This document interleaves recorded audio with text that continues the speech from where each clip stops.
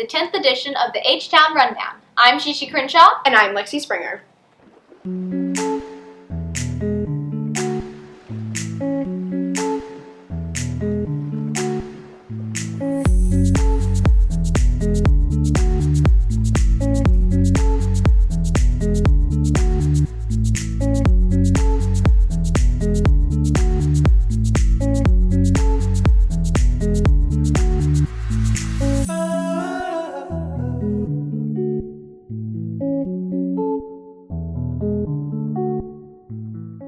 This edition, we are going to be looking at many opportunities available to students in Harrison and the successes of several students within the school. First up, we are going to take a look at a story that made newspapers and KY3 this week. Yes, HHS has a group of students known as the Ignite Group, who are focused on combating the use of vape devices on school campuses. Most people don't know how many students own or use a vape.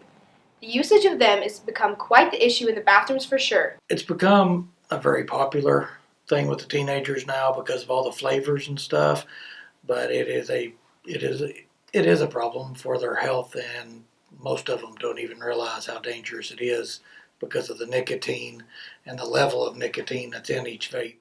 What inspired me to insert these vape detectors, actually, Mr. Kaiser showed us a video in economics when Halo, which is the company that made the vape detectors, first came out with them, and I thought, hey, that's a really good idea, so I presented it to the Ignite group, and we all decided that's something we might want to do.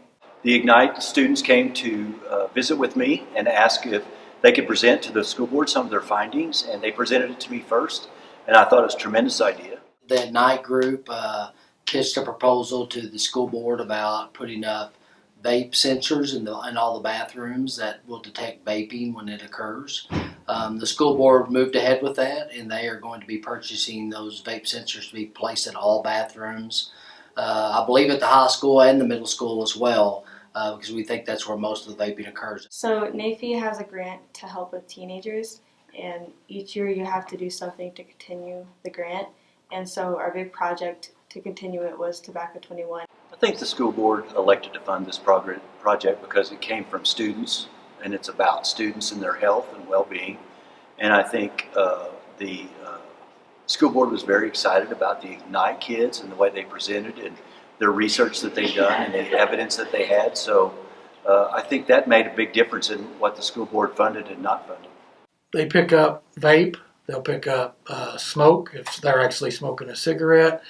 They'll pick up noise, whether there be a gunshot, a fight, or even if somebody is trying to mess with the unit, try to knock it down and make it to where it won't work, it will also pick up that. And it sends a signal to whoever's phone. It will send a text message to my phone, their principal's phone, and let us know the location of where that device is being tipped off at and what exactly is going on, to where we know kind of what to expect when we get there. Most students that have reacted to it have reacted negatively, mostly with hatred, but we've had a couple students who have come up to us and thanked us for everything that we've done in the group because it's helped them get out of an addiction. Vaping is a big issue nationwide in all schools, so that's something we're trying to cut out and trying to get a handle on and trying to prevent students from from vaping in schools.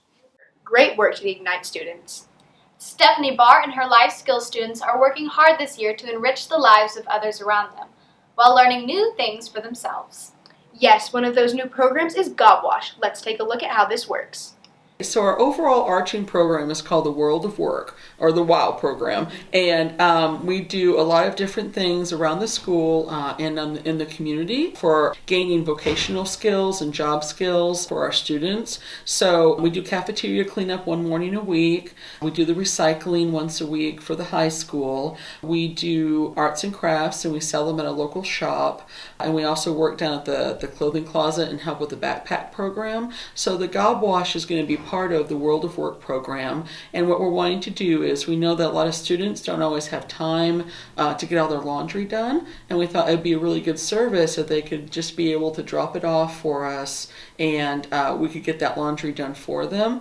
It helps students, but then it also helps our particular life skills students to help with those job skills that they're going to need after they graduate. Harrison High School is opening a brand new service for students who don't have any time to wash their clothes. It is completely free. Please drop off laundry to room 406 before school, at breakfast, or at golf time.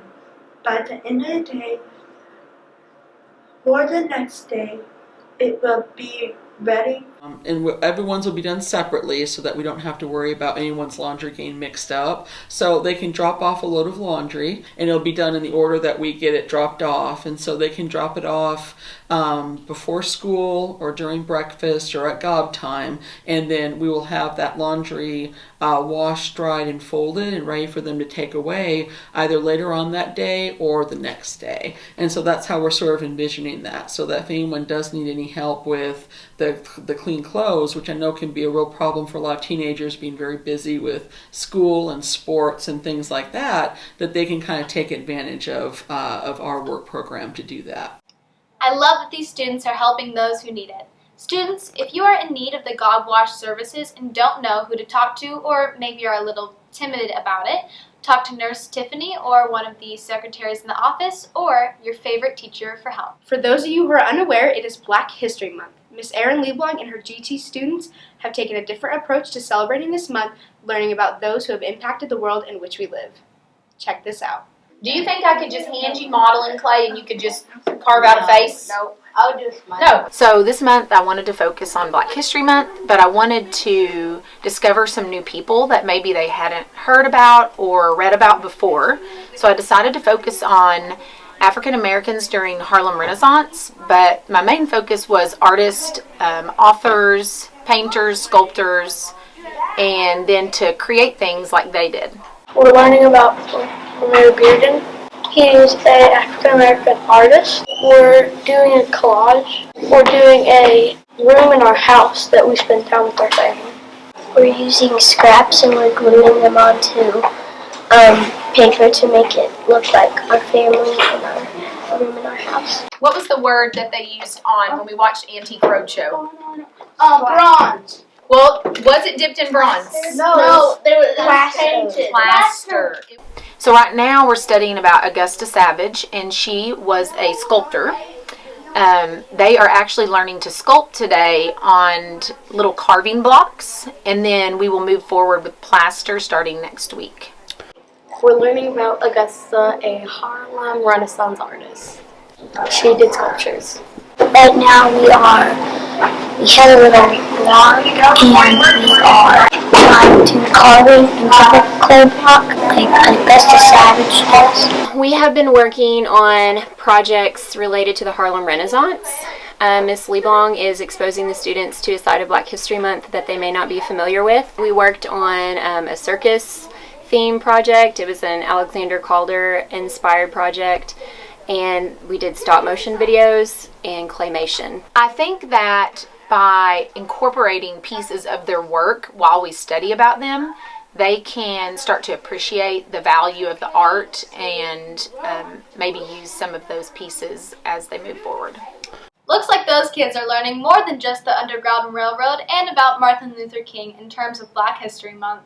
Miss Hamblin and her drama students are busy with rehearsals of the upcoming spring play. Gabe and Nick have attended several rehearsals and talked to several cast members. I think there's a lot of unexpected when it comes to this play because it's a lot of shocking things that happen, but it's really funny, and I think they're going to enjoy it a lot. What people expect would be a rush, like a rush of emotions, a rush of many other people talking, just like a rush of like, ooh, who's he going to love? I enjoy theater because it's one of those activities that I haven't really delved into, and so there's a lot of exciting things that I learn every day now. It's a very unique concept that the audience will probably have never seen before, but I have loved being able to be a part of it with an amazing theater program and my amazing friends, and I'm very excited. I'm excited about this play because I think it's a lot of fun, and it's a concept that not many people have done, and it's a lot of laughs. My character in the play is Nicky Bottoms. Nicky Bottoms is a beautician in New Jersey. He's quite eccentric. Ray-Bans? That's the one. And look at this, separate beds. My character is Helene. She's very tall, unlike me. And she's sassy, bubbly Jersey girl who has an unrequited love, and that's her objective throughout the whole play. The thing that I am most excited for is for all of the students and faculty to see how much hard work we've put in. Check out Midsummer Jersey at these times. Break a leg. The drama department is working hard. Decca House of Grounds is a favorite to many at HHS, providing coffee and other drinks every day to students and staff at HHS. Let's look at what they have going on currently. DECA has influenced me because it really helps me think outside the box and helps me determine what I want to do when I'm older. The coffee shop started in 2008. We received a state grant that helped pay for most of the startup cost of operating the coffee shop. And well, we started the coffee shop because we wanted an educational laboratory where students could practice leadership and managerial skills, and also a place where students would have an opportunity to gain their first work experience in an authentic type of settings. I believe that this job has already started to benefit me for the future, from how to rebrand a company or a business to great customer service. Chris Dorman has taught me many things, along with giving me an opportunity to be a manager. The coffee shop reinforces the things that we teach in entrepreneurship, the entrepreneurship class, and the things that we teach in the marketing class. We've had students who are entrepreneurs. In fact, just recently we stopped to see Brandy Thomason McNair in Little Rock at her business, Bella Vita Jewelry. We really need to encourage people, particularly young people, to think about entrepreneurship as a real career, as an opportunity to make a living. Right now we have a new drink called the London Fog, and it has steamed milk, steamed tea, and vanilla flavor shots. And we're only selling it for $1.50, so you should come in and try it.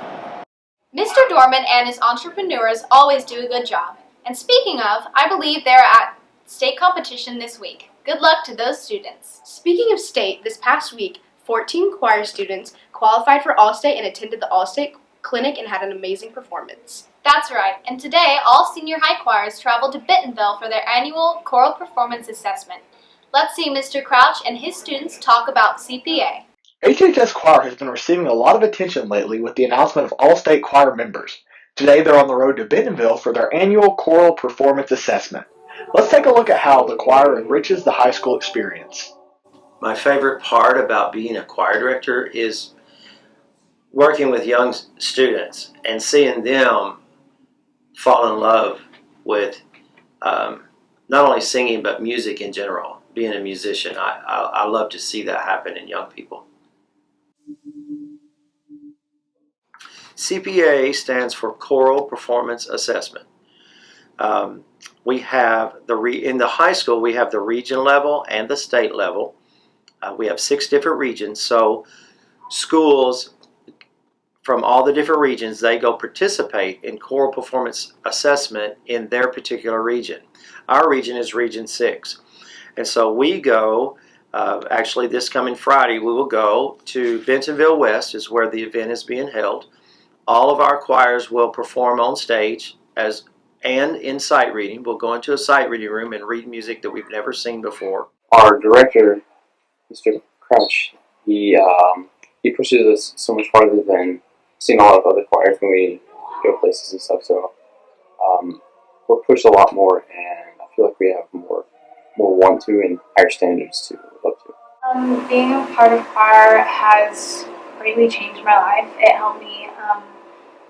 It helped let me know what I wanted to do as a career. Being in choir since 7th grade has really helped me find my path and find my way. And it's helped me a lot with finding which college I want to go to. And it's been really helpful for like the hard times too, because I always know that I can go to choir and I can sing and, be happy with all my friends. And so it's really been a great positive impact on my life. Once you've done it and it gets in your heart, it gets in your blood, the satisfaction, the joy, the fulfillment of working with students and achieving a goal together, that never ends. It is not every day that one of our students is accepted to an Ivy League school, but this is definitely a shining moment for HHS. You've probably seen Serena Blonsky on social media lately, and that is for this very thing. Take it away, Sydney. I was surprised when Serena told me she was going to an Ivy League school, just because I'm not used to students going for that. So it was cool to see her stretch out and take that step. Over the last 3 years, anytime that we ever were planning out her schedule, her mom has always been very, very involved in her choices. I have not always wanted to go to Columbia. I didn't really believe that I could actually go to an Ivy League, I applied to Yale and Stanford and Harvard and all those other ones, but Columbia just kind of caught my eye because it's in New York and there's so many opportunities. She started the application process. What I did was make sure that all of her documents were in and that I had made the appropriate recommendations for her. Serena has a quick wit, and she seems to grasp concepts well, which is definitely something that I look for in physics students. I have a lot of students that do that, but that's definitely one of her strengths. I'm more into social issues. I'm not really a sciencey person. I'm thinking psychology, but anything I think where I can just make an impact. I think Serena will succeed in anything that she puts her mind to it. She's very focused and she also plans way in ahead. So I think she'll be able to do anything that she wants to do following college. I am confident that Serena can be successful in anything she sets her mind to, whether it's college, career, life in general. It's going to be a big change from here, but I'm really excited for all of the, just the life and just all the things that can come out of living in a big city. Yeah. Congratulations to you, Serena. Mr. Parker has a real message in today's Points from Parker. Would you agree? I think it is important to self-assess often, and asking whether you're a team player or not is a good place to start. Just something to ponder. In my previous Points from Parker, I've spoken about positivity and purpose. Today I would like to talk about perseverance and grit. It's true you have to remain positive and know your purpose to accomplish your mission. However, it takes grit and perseverance to be successful. Angela Duckworth is the foremost researcher and expert on grit and author of a book titled Grit, which is about what goes through your head when you fall down and how not talent or luck makes all the difference. It's your grit and perseverance that gets you through tough times. Now, I'm not implying that we at HHS are dealing with tough times necessarily, but as our world and systems change, it often makes us very uncomfortable. Times become challenging and our goals might seem unattainable. This is when we need to dig deep, persevere, and have grit to finish strong. Billy Donovan, the former University of Florida basketball coach and now the head coach of Oklahoma City Thunder, experienced this while at Florida. He always had to compete and face the SEC powerhouse Kentucky. However, in the 13-14 season at Florida, his team defeated a very talented Kentucky team 3 times in that season. Despite the fact that not one person on the Florida team was drafted into the NBA, Florida was able to beat teams with more talent and advance to the Final Four that year before losing to UConn, who went on to claim the national championship. So how does a team overcome such odds? Grit and perseverance. They were committed to their goal and willing to work harder than ever before to achieve it. It takes teamwork and commitment. Everyone has to be on board and moving in the same direction. If you're not on board, you're not part of the team. That makes accomplishing a mission difficult, if not impossible. So if you're not already, I'm asking you to get on board. I'm asking the entire Goblin Nation to get on board. Thank you for allowing me a few minutes to talk about grit and perseverance with you. I look forward to sharing more with you in the future. Good point. Self-assessment is important, although not always fun. Lady Goblin and Goblin Soccer open this week in a non-conference rival game at Mountain Home, coming off a great run for both teams last season and a state championship for the girls. Both teams have a bright outlook this spring. Brooke Boyd talked with some senior athletes and Coach Pratt. So what is different this year than last year when it comes to players and positions? Well, I don't know if much is different. The weather's been nicer. We lost a lot of experience last year, and we're trying to gain a lot of experience right now with younger players, with 4 seniors on each team. I think the boys' starting lineup is going to look pretty young. Some of the freshmen that are coming up, they're going to help us out in the midfield and definitely in the striker positions as well. there's some good 7A teams on our schedule, like Fayetteville and Rogers Heritage, and then Kickapoo out of Missouri. Then we'll play Catholic out of Missouri. Then we'll play Republic out of Missouri. So on the girls' side, a bunch. Boys' side, probably Fayetteville, Siloam Springs. I think the girls are a lot more technical, skill-wise. They probably have a little bit more experience. The guys are probably a lot more athletic. I know you've been dealing with some injuries lately. Can you tell us about them? Yeah, I've been dealing with some back and hip problems. I've been out for a couple weeks, and I'm starting to get back with the program and everything like that, so I'm excited to see how I'm doing this year. We're going to get them healthy and not get them out there too quick. And, whatever happens right now happens right now. It's just part of the season. You can see the Goblins and Lady Goblins in action this Tuesday, March 2nd and Wednesday, March 3rd, when they face Siloam Springs and Berryville. Lady Goblin basketball continues postseason regional tournament action in Berryville tonight. Tip-off is at 4 o'clock. Coach Young and his team would love your support as they play to advance to the state tournament. That wraps up this week. Until next time.